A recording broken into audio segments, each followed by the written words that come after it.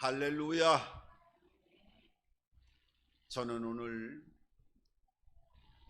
요한복음 3장 16절의 본문 말씀을 근거로 해서 가장 큰 선물이라고 하는 제목을 가지고 하나님의 은혜의 말씀을 나누도록 하겠습니다. 오늘은 교회력의 절기로 볼 때 대림절의 마지막 주일입니다.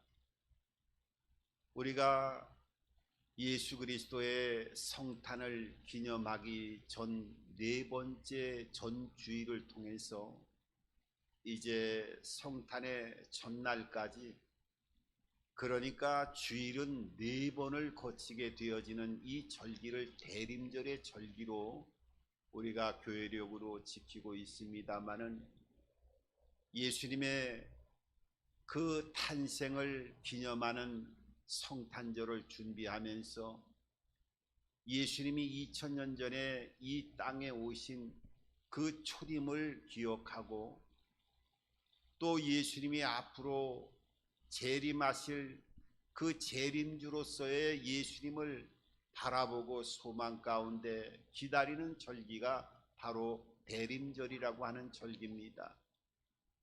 오늘 이 대림절 마지막 주일을 통해서 하늘에는 하나님의 뜻이 이루어지고, 땅에는 주 예수 그리스도의 탄생을 통한 영원한 평강이 이 지상의 모든 영역에 덧입혀지는 그 은혜와 하나님의 축복이 오늘 이 대림절의 마지막 주일에 주님 앞에 드려지는 이 예배를 통하여 우리의 모든 삶 속에 은혜와 평안이 회복되어지고, 또 주님에 대한 재림에 대한 이 소망을 가지면서 감사와 기쁨으로 주님을 바라볼 수 있는 이 귀한 시간이 되기를 주님의 이름으로 축원합니다.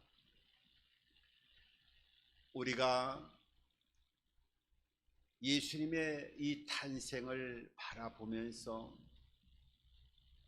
우리가 믿음 생활하고 신앙 생활을 하고 하나님의 말씀을 바라볼 때는 이 원리를 잘 이해해야 됩니다. 옛날에 어느 양반이 자기 자식이 이제 공부를 시작할 때쯤 되어졌을 때 이 아들이 아주 똑똑했습니다.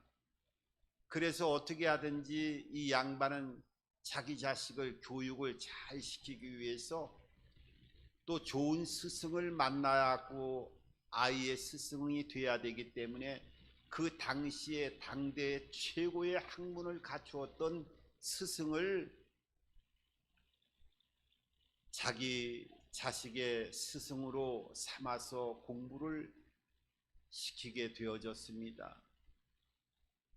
그래서 자기 자식이 이제 스승을 찾아가서 공부를 하는 가운데 이제 몇 년이 흘렀습니다.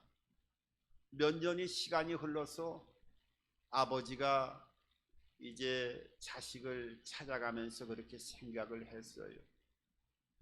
이제 당대 최고의 학문을 갖춘 스승에게 이 똑똑한 내 아들이 공부를 이제 몇 년 동안 공부를 했다고 하면 아마 지금은 공자왈 맹자왈 정도로 많은 학문을 배우지 않았을까 생각을 하면서 자기 아들을 만나러 갔어요. 그랬는데 아들이 몇 해가 되어졌음에도 불구하고 하늘천 따지 천자문을 배우고 있었던 거예요. 그래서 이 아버지는 마음속에 많은 실망을 했습니다. 아니, 어떻게 몇 해 동안 최고의 당대 스승한테 공부를 한 아이가, 이 똑똑한 아이가 아주까지 천자문을 공부하고 있다니까 이 아버지로서는 이해할 수가 없었어요. 그리고 실망해서 집으로 돌아왔고 또 몇 해가 흘렀어요. 이제 자기 자식을 보러 가면서 이제는 많은 학문을 깨우쳤을 거다 생각을 하고 갔는데 이번에도 가서 보니까 역시 천자문을 공부하고 있더라는 거예요. 그래가지고 이 아버지가 너무 실망해가지고 여기서는 공부할 필요가 없다 싶어가지고 자기 자녀를 바로 집으로 데리고 와서 이제 자기가 공부를 시켜야 되겠다 하면서 공부를 시키면서 천자문을 다시 공부하게 했는데, 아니 천자문을 띄자마자 그 이후에 이제 띄워지는 학문의 순서가 이 동문, 이제 그 여러 가지 아이들 동문 선습이라고 그래가지고 아동용 이제 교재로서 만들어진 그 조선 시대의 이 동문 선습을 통해 가지고 천자문 이후에 이어지는 것을 가르쳐 주지도 않는데 이 아이가 다 알더라는 거예요. 그리고 천자문을 공부하는 가운데서 사서삼경을 다 알더라는 거예요. 그 너무 놀래가지고 어떻게 된 연륜인가를 봤더니만 이 스승은 아이를 가르치는 방법이 달랐어요. 일반 사람들은 천자문을 공부하고 나서 그 다음에 동문선습을 가르치고 그 다음에 뭐 사서삼경을 가르치고 공자왈 맹자왈 이게 순서대로 책을 띄게 되어지는데, 이 스승은 독특하게 천자문을 통해서 이 천자문을 공부하면서 일반 사람들이 가리키는 순서로 가리키는 게 아니라 하늘의 이치를, 천자, 하늘을 가리킬 때 하늘의 모든 이치를 포괄적으로 모든 학문을 가리키다 보니까 천자문을 하나 띄면서 모든 학문을 포괄적으로 이 아이들에게 가르치면서 알고 있다고 하는 것을 깨닫게 되어지고, 그 이후에 잘못되었다 싶어갖고 스승에게 찾아가서 다시 한번 내 아이를 맡겨달라 하면서 무릎을 꿇고 사정을 했다는 그런 이야기가 있습니다. 우리가 성경을 볼 때에도 여러분 이 원리를 알아야 됩니다. 성경의 순서를 알고 내용을 아는 것도 중요하지만은 성경 전체가 이 성경을 통해서 핵심적으로 무엇을 하나님께서 말씀하시는가 하는 것을 우리가 주의 깊게 이 말씀을 통해서 전체 핵심을 뚫어 볼 수 있는 가장 핵심적인 하나님의 뜻을 발견하면서 성경을 살펴보아야 돼요. 여러분, 성경은 이게 그냥 책 한 권으로 되어 있는 것이 아니라 이 성경이 구약 성경 39권에다가 신약 성경 27권, 66권이 이렇게 성경으로 하나로 될 때까지는 이것이 단숨에 된 것이 아니라 1600여 년 동안에, 그러니까 1년, 2년, 100년, 200년도 아니고 1600여 년 동안의 시간을 통과하면서 40여 명의 이 성경의 기록자들을 통해 가지고 성경이 한 권으로 집대성한 것을 알게 되었습니다.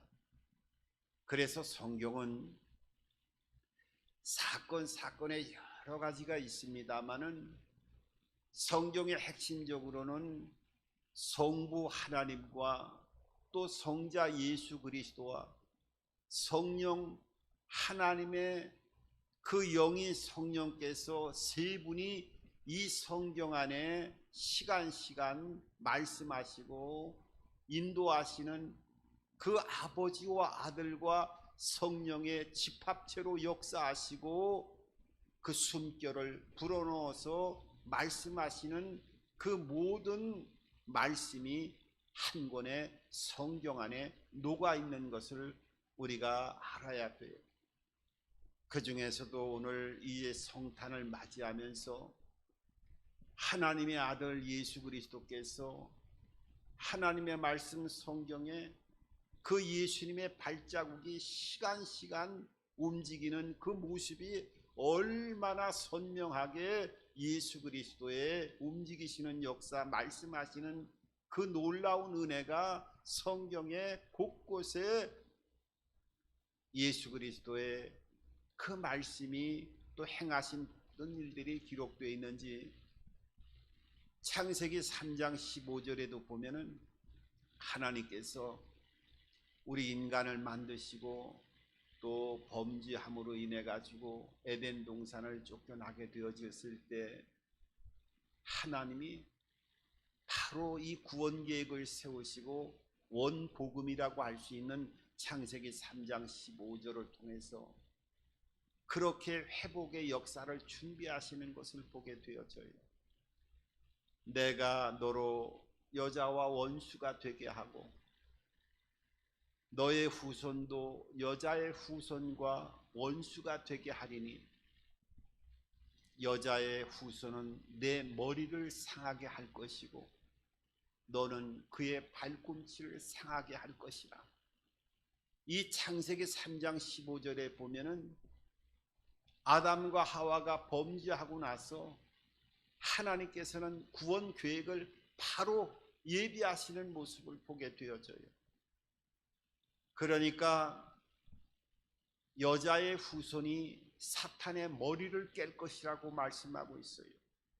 이 죄와 사망의 권세를 다 깨트려 버리지만은 너도 그의 후손의 발꿈치를 상하게 할 것이다. 이 발꿈치를 문다는 거죠. 문다고 하는 것은 고통이 따르게 되는 거죠.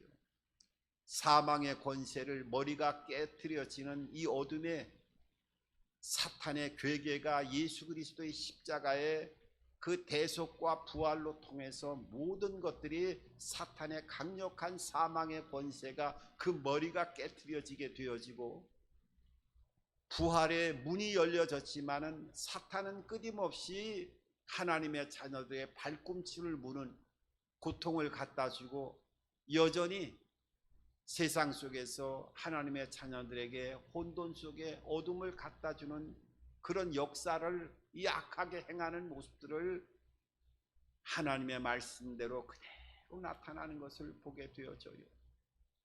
여러분, 예수 그리스도께서는 하나님께서 이 구원 계획을 말씀하시고 지속적으로 예수 그리스도께서 이 구약 성경에 등장을 하게 되어져요.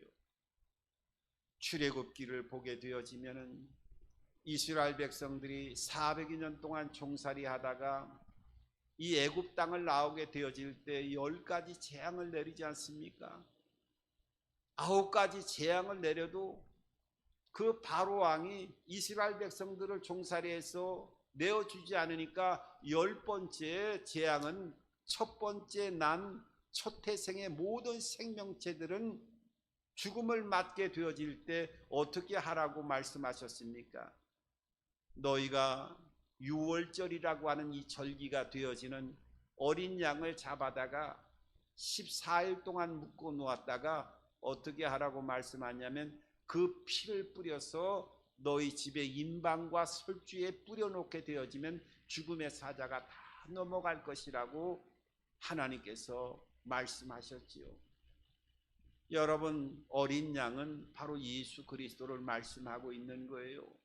신약 성경에도 세례 요한이 예수님을 보시면서 세상 죄를 짊어지고 가는 어린 양이라고 말씀하신 것처럼 이 유월절에 이스라엘 백성들을 구원하기 위해서 어린 양의 피를 뿌려서 인방과 설주에 그 피를 뿌렸을 때 예수님의 그 십자가의 보혈을 말씀하고 계셨고, 또 레위기의 성경을 보게 되어지면 1년에 한 번 대제사장이 대속죄일 때 지성소로 들어가게 되어질 때 물론 일반적인 제사로 양이나 염소로 제물을 드렸습니다마는 그때는 특별히 염소 2마리를 잡아다가 한 마리는 그 피를 뿌려서 제단에 뿌렸지만은 나머지 한 마리는 대제사장이 그 염소의 머리에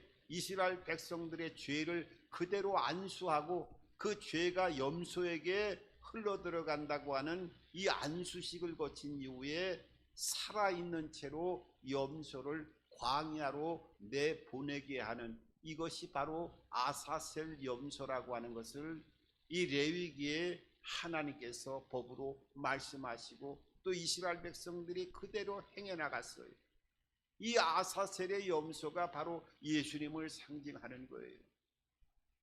그리고 민수기에도 보면은 이 노뱀을 통해서 이스라엘 백성들이 끊임없이 하나님을 원망하고 저주하고 또 우상을 섬기는 여러 가지 모습을 통해서 하나님이 불뱀을 통해 갖고 심판하실 때 나중에 모세가 하나님 앞에 간절히 기도할 때 그 이스라엘 백성들이 불뱀 가운데 죽어가는 상태에서 하나님이 말씀하셨지요. 너희는 긴 장대에 노뱀을 만들어서 그 장대 끝에 노뱀을 만들어 세워놓으면 그 노뱀을 바라보는 자마다 불뱀에 물려 고통 가운데 죽어가는 자들이 다 살려질 것이다. 그런데 그 중에서도 그렇게 바라보기만 하면 그 고통 가운데 불뱀이 치료받는 놀라운 은혜를 입음에도 불구하고 보지 않고 죽어가는 수많은 사람들이 있었음을 성경은 말씀하고 있어요. 여러분, 오늘날에도 너희가 예수 그리스도를 바라보는 자에게는 그 구원의 생명에 놀라운 하나님의 그 사랑이 예수 그리스도의 십자가의 대속을 통해서 너희들에게 너의 모든 죄를 사하여 주시고 영원한 생명을 주셨다라고 하는 이 복음을 선포하고 있음에도 불구하고 예수 그리스도를 믿음으로 영접하고 바라보고 함께하면 영원한 생명이 주어진다고 하는 것을 셀 수 없이 복음 전도자들 통해서 말씀하고 있음에도 불구하고 어떻게 해요? 그 당시에 노뱀을 바라보는 사람과 바라보지 않은 사람으로 나누어졌던 것처럼 오늘날에도 똑같은 모습으로 나아가는 것을 보게 되어집니다.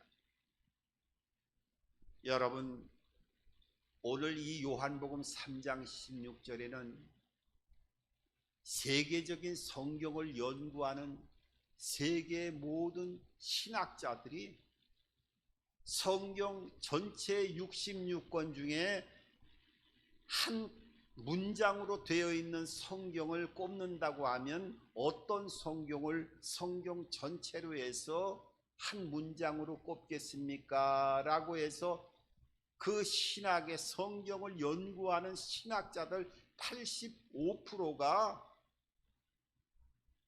선택한 문장이 바로 요한복음 3장 16절에 있는 말씀이라고 합니다.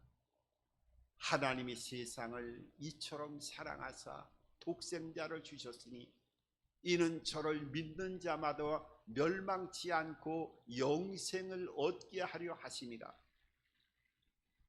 여기에는 하나님의 사랑이 온전하게 배어 있고 예수 그리스도의 희생이 이 한 문장 안에 피가 줄줄 흘러내릴 정도로 들어있고 믿음의 중요성이 이 짧은 문장 안에 들어있을 뿐만 아니라 구원의 확실성에 대한 이 네 가지가 완전히 집약적으로 농축되어져 있는 말씀이 바로 이 요한복음 3장 16절에 있는 말씀으로 성경 전체를 한 문장으로 요약할 수 있다라고 하는 세계 모든 성경을 연구하는 신학자들이 거의 90% 가까이 이 한 문장을 선택했다고 합니다. 그렇다고 하면 우리가 이 요한복음 3장 16절에 있는 말씀은 하나님 말씀 가운데서도 마음에 새기고 암송하고 담는 삶을 늘 묵상하는 삶을 살아가면 하나님께서 얼마나 큰 은혜를 주실까 하는 그런 생각을 해보게 됩니다. 여러분, 하나님이 어떤 분이에요? 우주 만물을 창조하신 분이에요. 우리가 지금 속해 있는 태양, 지구, 이 태양계에 있는 우리 은하에 속해 있는데 우리 지구가 속해 있는 별들이 속해 있는 한 집단을 은하라고 하는데 우리 은하만 하더라도 2천억 개의 별이 모여 있다는 거예요. 이것이 한 은하가 되어지는데, 지구상에는, 우주상에는 어떻게 해요?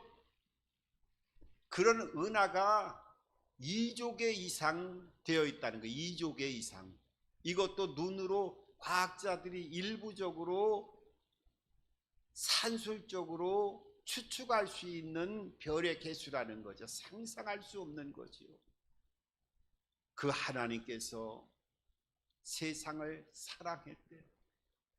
세상을 사랑하는 것은 세상의 정욕을 쫓아가는 것을 사랑하는 것이 아니라, 사랑이라고 하는 여기에 단어는 코스모스라고 하는 단어를 사용하고 있는데, 이 코스모스라고 하는 단어는 우주, 우리가 살고 있는 지구, 여기 어떤 질서적인 정연함, 물론 이런 것도 있지만은 하나님이 세상을 사랑했다는 이 세상이라고 하는 코스모스에 여기에서 말씀하시는 그 의미는, 어떤 인종, 그러니까 백인이 되어졌던, 흑인이 되어졌던, 황인종이 되어졌던 인종, 어떤 인종을 막론하고, 또 어떤 국가도 막론하고, 또 성별, 남녀노소 어느 누구를 막론한다 할지라도 하나님의 형상대로 지은 생명을 가진 모든 인간들을 얼마나 사랑했는지, 그 하나님이 세상 모든 인간들을 사랑해 가지고 그 사랑하는 범위는 독생자를 주신 것 같이 사랑했다는 거예요. 우리가 이 독생자를 주었다, 성경에 보면은 아브라함에게 이삭을 하나님께서 허락하셨는데, 이삭은 100세에 낳은 아들이지요. 그 눈에 넣어도 아프지 않는 아들을 하나님이 마지막 믿음의 조상으로 이제 세워주시기에 시험할 때는, 모리아 산에서 번제물로 드리려고 할 때, 나중에 칼로 내리칠 때 천사가 그것을 막은 것을 보게 되어져요. 그러니까 그 이삭도 드리지 않고 살려서 하나님께서 믿음의 조상을 세워주셨는데, 오늘 하나님의 아들 독생자 예수 그리스도는 죽이려고 하면서 살리신 것이 아니라 아예 죽음 자체로 희생 제물이 되셨다는 거예요. 그 예전에 보니까 그런 얘기를 제가 한번 읽은 적이 있어요. 만약에 자식을 통해서 무언가를 바꾼다고 할 때는 얼마나 참 바꾸기가 쉽지가 않지요.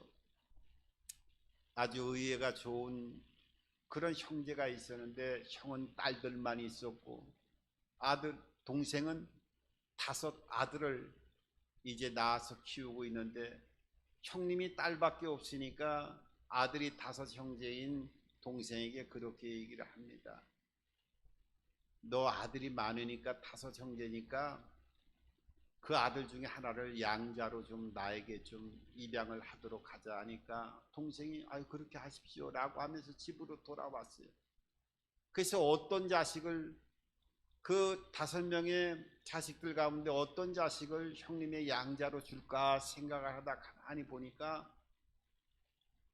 큰아들은 장남이라서 줄 수가 없겠고, 2번째 아들을 주려고 했더니 2번째 아들은 또 얼마나 머리가 명석하고 똑똑한지, 우리의 가정에 이 집안의 대를 번성하게 할 그런 자식이니까 가만히 생각하니까 2째 아들도 안 되고 있고, 3째 아들을 가만히 보니까 3째 아들은 자기의 모습과 너무 똑같이 판박이로 얼굴이 똑같아 가지고 3째 아들을 또 입양 줄 수도 없겠고, 그 4째 아들을 줄까 가만히 살펴보니까 4째 아들은 그냥 몸이 골골해 가지고 몸이 병약해 갖고 그 병약한 아이를 도저히 줄 수 없고 끝까지 돌봐야 되기 때문에 4째 아들은 줄 수가 없었고, 막내를 주려고 가만히 보니까 막내는 또 늦둥이로 나와가지고 줄 수가 없고, 가만히 보니까 5명의 아들이 있음에도 1명도 줄 수가 없더라는 거예요. 다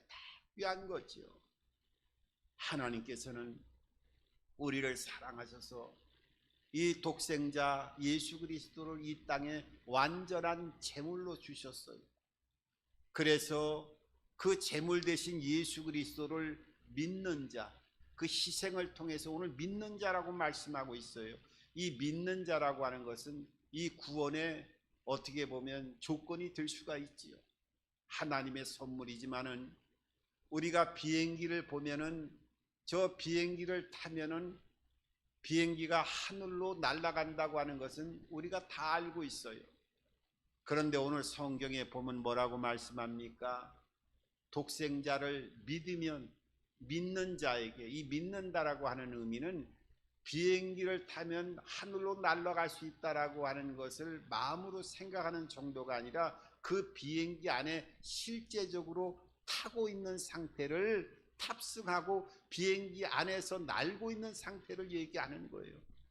그러니까 우리가 하나님을 알고 또 이론적으로 체험하고 하는 것보다도 비행기에 탄 것처럼 하나님의 말씀에 순종하고 그 은혜 안에서 믿음의 길을 실체적으로 하나님의 인도를 따라 순종하면서 나아가는 그런 자가 되어지면 어떻게 해요? 멸망치 않고 영생을 얻게 해주시겠다고 말씀하고 있는 겁니다. 우리가 이 영생이라고 하는 것, 멸망이라고 하는 것, 이 멸망치 않다, 이 요한복음 3장 16절에 있는 멸망치 않게 해주겠다는 이 말씀은 둘째 사망의 해를 받지 않게 해주겠다는 거예요. 죽음 이후에 다른 생명이 있는데 죽음 이후에도 하나님과의 단절되어지는 상태가 아니라 영원한 부활의 생명으로 너희들을 책임져 주겠다고 하시는 말씀이 바로 멸망치 않고 영생을 주시겠다는 거예요. 그러니까 이 요한복음 3장 16절에는 하나님의 사랑, 예수 그리스도의 희생, 믿음의 그 중요성, 구원의 확실성에 대한 아주 뜨거운 생명의 기운이 이 한 문장의 말씀에 성경 전체를 농축하고 있는 것을 발견하게 되어져요. 15분이라고 하는 연극이 있습니다. 15분이라고 하는 연극은 내용이 어떤 거냐 하면 이제 30살 먹은 똑똑한 청년이 있었어요. 이 청년은 대학원을 이제 마쳤고 또 대학원을 마친 상태에서 결혼 준비를 하고 있고 박사학위 논문을 제출한 상태였어요. 얼마나 그 아름다운 시기입니까? 뭐 박사학위 논문도 제출해서 뭐 똑똑하면 이루 말할 수가 없었고 또 사랑하는 여인과 결혼도 이제 준비하고 있는 입장이니까 얼마나 그 일생의 소망으로 가득 채워져 있는 그런 청년이었겠어요. 그런데 연극의 이름이 뭐라고요? 15분이라고 하는 제목을 가진 연극이에요. 거기에 보면 그런데 이 청년이 어느 날 몸이 아파서 병원에 가니까 의사가 뭐라고 얘기하냐면 당신은 15분밖에 살 수가 없다고 하는 치명적인 의사의 선고가 내려져요.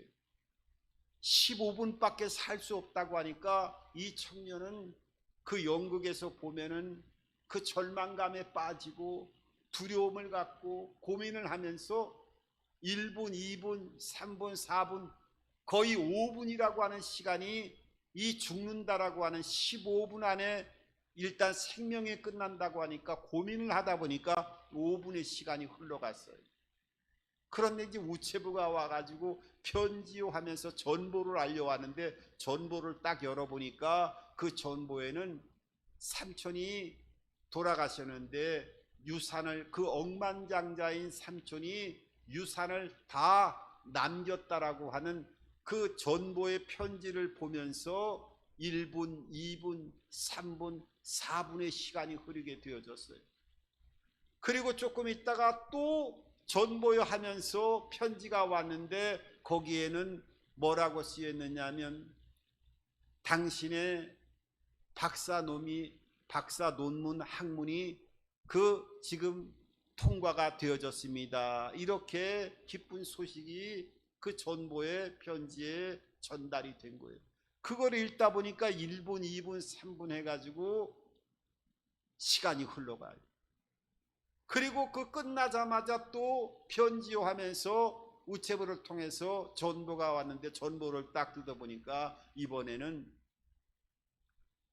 그 사랑하는 여인한테 전보가 온 건데, 저희 부모님이 이제 이 결혼에 승낙을 하셨습니다. 우리 결혼해도 됩니다라고 하는 그 결혼 승낙에 대한 사랑하는 아내의 그 전보가 오는 것을 살펴보다 보니까 1분, 2분, 3분 하면서 15분 마지막에 다 끝나가고 연극에 막이 내리는 그 연극이 바로 15분이라고 하는 제목을 가진 그런 연극이었는데, 여러분, 죽음 이후에는 박사학위도 소용이 없고, 죽음 이후에는 억만장자의 유산을 받아도 소용없는 것이고, 죽음 이후에는 결혼의 그 아름다운 아내와 결혼하는 그 자체도 아무런 소용이 없는 거예요. 여러분, 예수 그리스도 안에는 영원한 생명이 우리에게 주어졌음을 여러분들 믿으시기 바랍니다. 그래서 마태복음 1장 23절에는 그 예수님이 700년 전에 예수님이 이 땅에 오시기 전에 예언되어져 있는 말씀이 어떤 말씀이에요? 보라, 처녀가 잉태하여 아들을 낳을 것이니 그 아들을 임마누엘이라고 말씀하셨어요. 임마누엘이라고 하는 것은 성경에 번역한 즉 우리와 함께 계시겠다 하는 그런 이름이에요. 그러니까 예수님의 또 다른 이름이 임마누엘인데, 이 임마누엘이 우리와 함께 하시겠다는 거예요. 그 우리와 함께 하시겠다고 하는 그 내용에는 두 가지 의미가 있는 거예요. 하나는 결단코 우리를 버리지 않겠다고 하는 뜻과, 하나는 버리지 않는 거에 그치고 않는 것이 아니라 우리와 함께 하셔서 함께하는 정도 안에서 그냥 있는 것이 아니라 우리를 끝까지 돌보시고 우리를 두려움 속에서 건져내시고 우리에게 모든 문제를 해결해 주시겠다고 하는 그 임마누엘의 깊은 뜻이 있음을 우리가 알아야 됩니다. 여러분, 이제 성탄을 바라보면서 이 요한복음 3장 16절에 있는 말씀, 하나님이 세상을 이처럼 사랑하사 독생자를 주셨으니 이는 저를 믿는 자마다 멸망치 않고 영생을 얻게 하려 하심이라. 이 말씀을 가슴에 품고 또 소망 가운데 성탄을 기억하면서 한 주간도 주님의 은혜와 은총을 체험해 나갈 수 있는 한 주간이 성탄 또 주일이 되어지기를 주님의 이름으로 축원합니다.